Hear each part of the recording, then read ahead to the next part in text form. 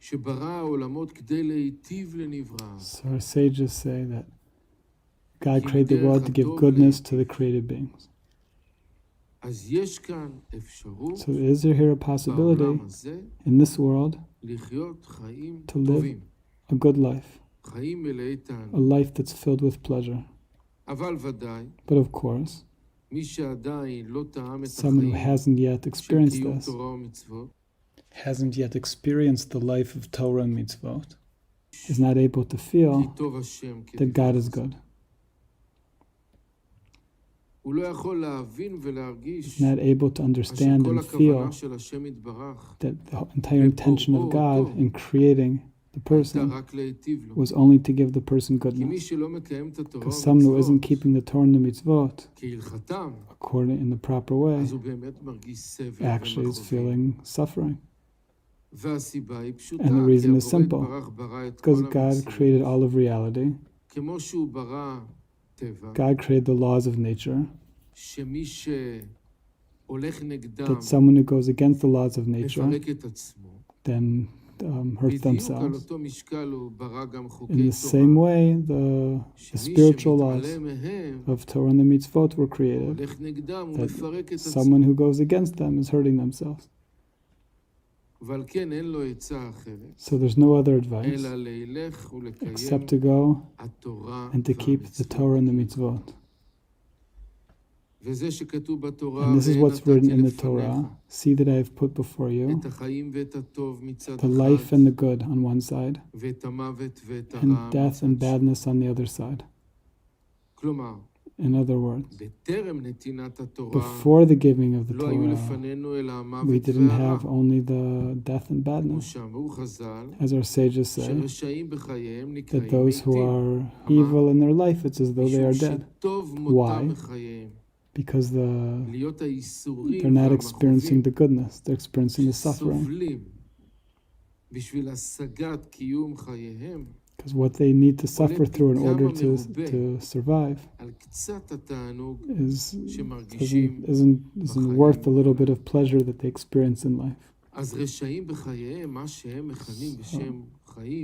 little bit of life that those who are bad are calling life isn't considered life. But those who are keeping the Torah and the mitzvot, that through keeping them we merit to the true life, are happy. Why? Because through the Torah and the mitzvot, they're able to attain connection with God and God's compassion.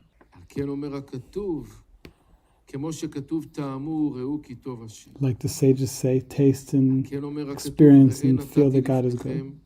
That I put before you this choice today. What does it mean today? The day of the giving of the Torah? What wasn't in reality before the giving of the Torah. Now, from the giving of the Torah and onwards, there's a new possibility. And this is what the writing ends with, and to choose life. We have a possibility to choose life. As it says, so that you will live and your descendants will live, you and your children, grandchildren, great-grandchildren. That it seems like it's double language here, that you should choose life in order that you will live. But the meaning is that the life and the keeping of the Torah and the mitzvot, that then it will be true life. But living without the Torah and the mitzvot is life that is difficult. And this is what our sages say, that the life of those who are evil is considered death. So repeating again, that the life and the keeping of the Torah and the mitzvot, what does it mean in keeping the Torah and the mitzvot?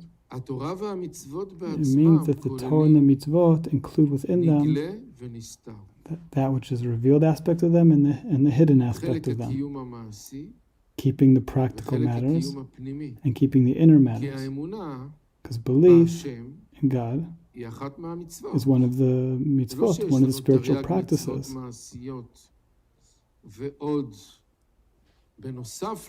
It's not like there's the practical mitzvahs and there's some other sort of room that has belief in God and loving people, and loving God, and being in awe of God,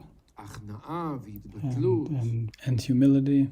God forbid this is some other aspect, but this is part of the Torah and the mitzvot.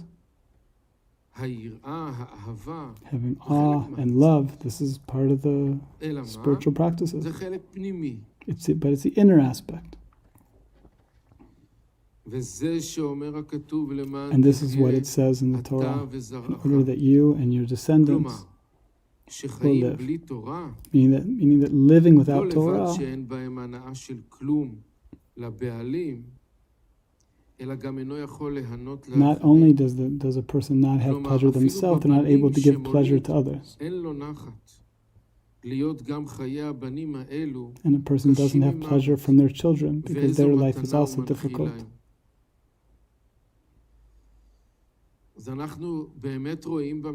So we see actually in reality that there's a lot of people that don't want to get married at all.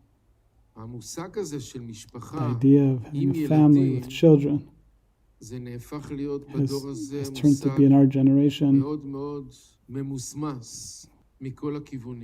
something that's fallen apart. Why? For a simple reason. How do we know that animals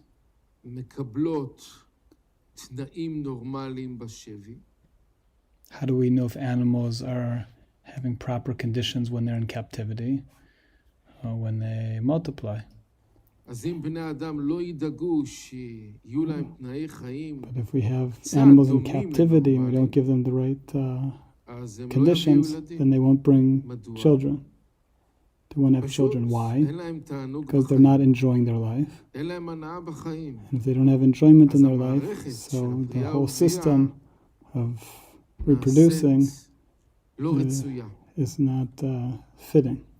It begins psychologically. If psychologically a person is suffering in life, so the whole idea to bring children seems like something not necessary. If a person is enjoying from life, so the system of having children is normal. Part of the pleasure is to bring children to the world so that they can also enjoy. Because everything is a great enjoyment, from the parents and children and grandchildren, all a pleasure. So if a person themselves is suffering, so from a psychological aspect, their life is just simply hard and not understood. So the normal system of having children is broken down. So therefore a lot of people don't want to get married. If they're already going to get married, so they don't want to bring children. Become like a natural thing to not have children. What would I have children for? So they can suffer like me? I came to the world by accident, but I should bring kids to come after me. For what? The percentages speak for themselves. The percentage of children in the Western world are negative. And there's a lot less children being born. People are dying. Even from the children that are born, there's not pleasure.